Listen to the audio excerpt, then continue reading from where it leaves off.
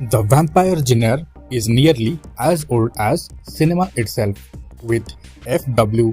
Murnau's Nosferatu scaring up audiences in 1922, followed by the countless iterations that came in its shadow. Right in time for my horror flicks, check out my top 3 list of the best vampire flicks, and I promise they won't suck. On number 3, I have Thirst, which was released in 2009. South Korean genre juggling master Park Chan-wook has fearlessly tackled lesbian psychodrama and sweet revenge. With Thirst, he turned the vampire genre into an erotic supernatural horror film that follows Sang-yoon, a Roman Catholic priest who, after a busted medical experiment, becomes possessed by an insatiable lust for blood. Like many of Park's films, Thirst pivots on a bizarre love triangle, here involving the priest and his married friend's wife, who, once she learns of her lover's condition, goes all in. There is nothing ordinary about Park's vampire. He is not well dressed, erudite, or romantic. He doesn't run amok sinking his fangs into unwitting necks, but is instead a bit of a sad sack who's just looking for a connection.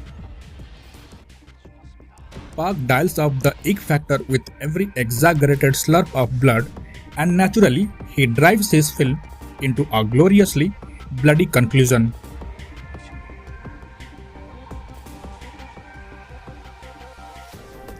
On number 2, I have What We Do in the Shadows, which was released in 2014. Vampires, they are just like us. Taika Waititi and G. Mine Clement's darkly hilarious What We Do in the Shadows, now a hit series on FX, takes the mockumentary approach to the vampire demi-monde to essentially humanize the bloodsuckers who haunt our imaginations, making their day-to-day feel as mundane as our own. The documentary crew drops in on 4 roommates possessed with all manner of magical powers, from levitation to transmogrification. One is a Nazi, another a dandy, another likes knitting, and so on. Though they are all well over 100 years old, their struggles feel all too relatively millennial, from making rent to navigating the dating game, all as they deal with pain in the ass roommates. Even for vampires, the core wheel isn't easily enforced. What We Do in the Shadows is a refreshing reminder of how a shop-worn genre, when turned upside down, can feel entirely new again. And finally, on number 1, I have Let the Right One In, which was released in 2008.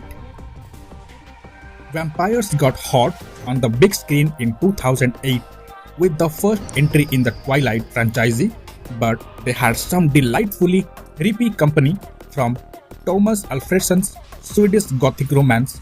The atmospheric look at a 12-year-old boy and the vampire girl who befriends him.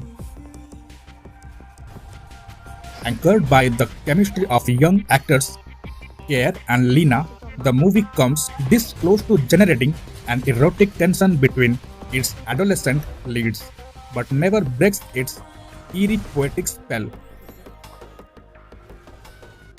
The snowy setting underscores the prevalent isolation that defines the young protagonist's life and the mystery that emerges from the discovery of his new companion, who becomes an unexpected resource against neighborhood bullies. Merging a Spielbergian sense of childhood awe with the dread of a darker world just outside the frame, Alfredson's approach to gradual approach hints at menacing forces while leaving just enough up to the imagination of the viewer to fill in the gaps. Alfredson displays an extraordinary ability to use suggestive details about the nature of the vampire, in addition to the contrast between her morbid powers and the face of an innocent child, to maintain a horrific foundation thick with possibilities. Matt Reeves' 2010 remake did a solid job of tapping into the original's best attributes, but the Alfredson original remains a seminal horror achievement so exacting that every pregnant pause comes equipped with the frightening anticipation of what might happen next. And that was my list. Comment me your opinion about these masterpieces and stay tuned for more updates.